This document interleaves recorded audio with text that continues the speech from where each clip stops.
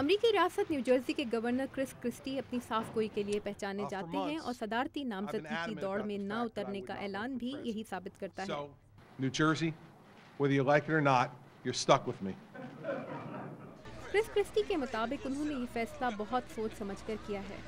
I've explored the options, I've listened to so many people and considered whether this میں was Hare something پہلو سے اس that I بارے میں needed to غور take کرنے on. اور لوگوں سے مشورے کے بعد اس نتیجے But per in the end, پہنچا ہوں، what I've لیکن always آخر میں felt میرا was the right فیصلہ decision. وہی ہے جو پہلے تھا Remains the right کہ decision ابھی today. میرا وقت نہیں آیا۔ Now is not my time. Chris Christie کو اپنی ریاست کے اخراجات میں کمی کے لیے کسی تنقید کی پرواہ نہ کرنے پر قدامت پسند ریپبلکن حلقوں میں پسندیدگی کی نظر سے دیکھا جاتا ہے۔ یہی وجہ ہے کہ حال ہی میں ریاست کیلیفورنیا کی رونلڈ ریگن صدارتی لائبریری کے دورے میں لوگوں نے انہیں امریکہ کے اگلے صدارتی انتخاب میں حصہ لینے کا مشورہ دیا تھا۔ We need you. Your country needs you to run for president. I thank you for what you're saying.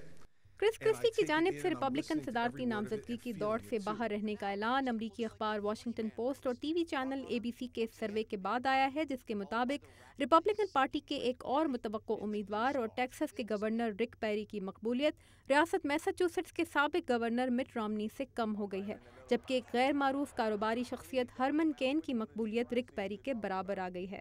2 months ago, my name ID was 21%. 2 مہینے پہلے تک میرے نام کی مقبولیت 21% تھی، لیکن حالیہ گیلپ سروے کے مطابق وہ 51% ہو گئی ہے۔ امریکہ کے سیاسی رجحانات پر نظر رکھنے والوں کا کہنا ہے کہ کرس کرسٹی اگر صدارتی امیدواری کی دوڑ میں شامل ہو بھی جاتے تو انہیں اتنے کم وقت میں الیکشن کے لیے فنڈز جمع کرنے اور تنظیم سازی میں کئی مشکلات کا سامنا کرنا پڑتا۔ ریاست فلوریڈا میں صدارتی انتخابات کے پہلے مرحلے کے انعقاد کے لیے جنوری کے آخر کی تاریخ کا اعلان کیا گیا ہے، جس کا مطلب ہے کہ دیگر امریکی ریاستوں کو بھی اپنے ابتدائی مرحلے کی پرائمریز کا انعقاد وقت سے پہلے کرنا ہوگا۔ جنوبی کیرولائنا، آئیووا اور نیو ہیمپشائر جیسی ریاستوں کو بھی انتخابات کے ابتدائی مرحلے کا انعقاد نئے سال کے آغاز کے فوری بعد کرنا ہوگا، اور امیدواروں کے پاس ووٹنگ شروع ہونے سے پہلے وقت انتہائی کم ہوگا۔ ماہرین کا کہنا ہے کہ ریپبلکن پارٹی کی طرف سے کسی مضبوط امیدوار کی تلاش میں مایوسی کا یہ مرحلہ صدر اوباما کے لیے ایک نیا موقع ہو سکتا ہے، جن کی مقبولیت کا گراف مسلسل نیچے گر رہا ہے، اور انہوں نے اس ہفتے ایک انٹرویو کے دوران یہ تسلیم بھی کیا ہے کہ وہ امریکہ کے اگلے صدارتی انتخاب کے زیادہ مضبوط امیدوار نہیں ہوں گے۔